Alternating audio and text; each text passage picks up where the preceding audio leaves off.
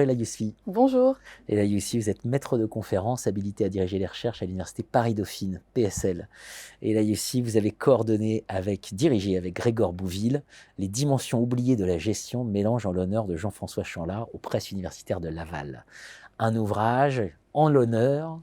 C'est la tradition universitaire, ça. Absolument, c'est un ouvrage pour rendre hommage aux travaux de notre collègue Jean-François Chanlard. Et à travers lui, on souhaitait aussi rendre hommage à toute la tradition francophone en sciences de gestion, qui défend une cause singulière, celle de rappeler au courant dominant en sciences de gestion, qui vit largement sous l'emprise de la logique techniciste froide et sous la domination du modèle de management américain, l'importance de remettre au centre de l'analyse des organisations la dimension humaine, les êtres humains, dans leur sensibilité individuelle, mais aussi dans leur ancrage collectif, historique et culturel.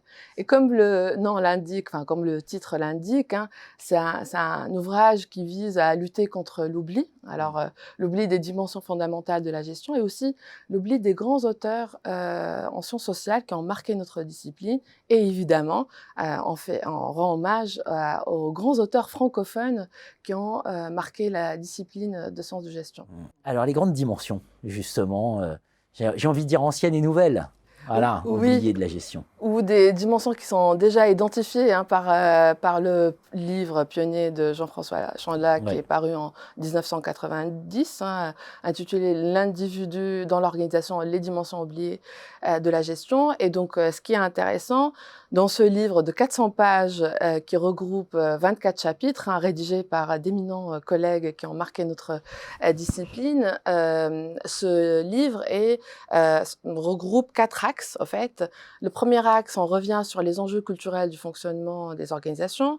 Un deuxième axe se penche sur une problématique très importante et qui nous intéresse beaucoup dans le milieu francophone, à savoir la problématique de la diffusion et de la traduction dans ces aspects linguistiques, conceptuelle et aussi politique, importante dans la production des connaissances en gestion. Et par rapport à ça, le chapitre de notre collègue Stuart Clegg rappelle l'importance de diffuser la pensée francophone dans d'autres contextes organisationnels et culturels. Donc c'est bien que ça vienne aussi d'autres collègues hors francophonie. Hors francophonie.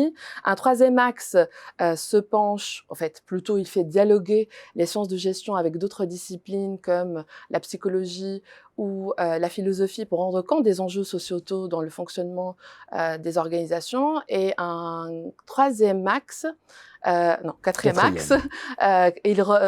quatrième axe revient sur les perspectives plutôt l'héritage et les perspectives ouvertes par les travaux pionniers de notre ami et collègue Jean-François Chanlard. Est-ce qu'il y a des thèmes qui sont devenus particulièrement prégnants aujourd'hui par rapport à il y a 30 ans, qui ont pris une vigueur particulière ? Alors, par rapport à ce que vous avez dit tout à l'heure, aujourd'hui, les mutations technologiques, sociétales et politiques sont vraiment profondes et les défis auxquels doivent faire face les sciences de gestion sont très, très importants et les enjeux sont élevés. Et cet ouvrage montre quelque chose de très important. Au fait, on a déjà tout dit avant, mais aujourd'hui, l'ensemble de ces thèmes-là, l'ensemble des dimensions oubliées de la gestion doivent être réexaminées à l'heure de la transformation digitale, à l'heure du big data, de l'intelligence artificielle ou encore le changement climatique. Évidemment. Et là, ce qu'on observe dans cet ouvrage, il y a 2 constats importants que je souhaite partager avec vous.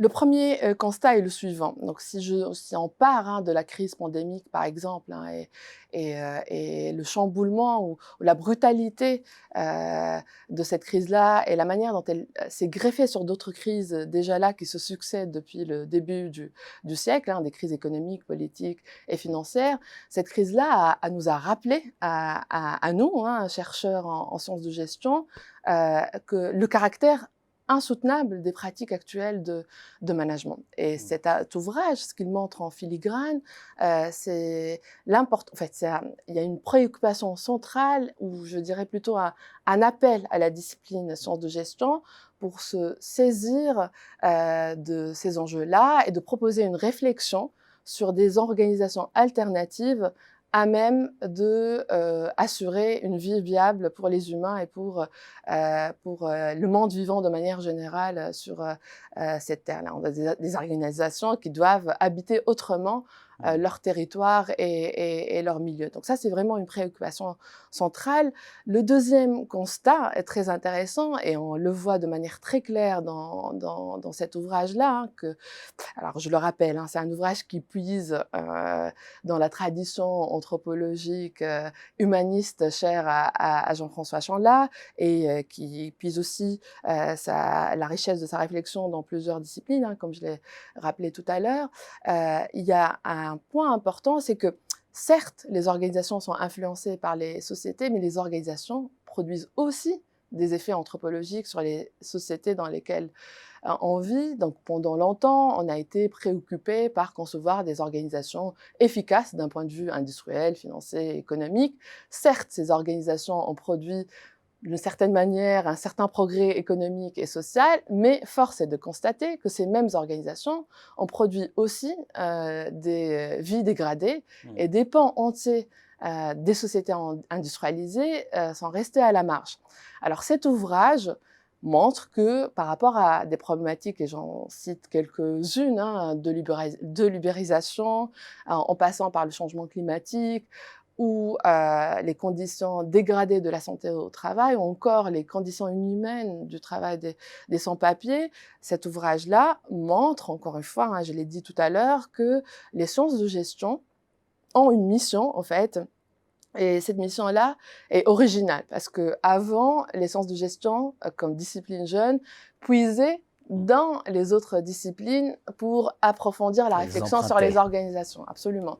Aujourd'hui, les sciences de gestion est une discipline suffisamment mature et riche, et elle a beaucoup de choses à apporter aux autres disciplines, et notamment pour organiser notre monde autrement. Donc je pense que ce point très important, on le retrouve dans l'ensemble des contributions dans ce livre, et de ce point de vue-là, moi je constate une mutation scientifique collective profonde qui fait que plus que jamais les sciences de gestion et les sciences des organisations et les études organisationnelles de manière générale ont un rôle social et politique à jouer pour faire face aux défis contemporains. Et entre cultures, les dimensions oubliées de la gestion mélangeant l'honneur de Jean-François Chanlat. Merci Ella. Merci beaucoup pour votre invitation. Merci.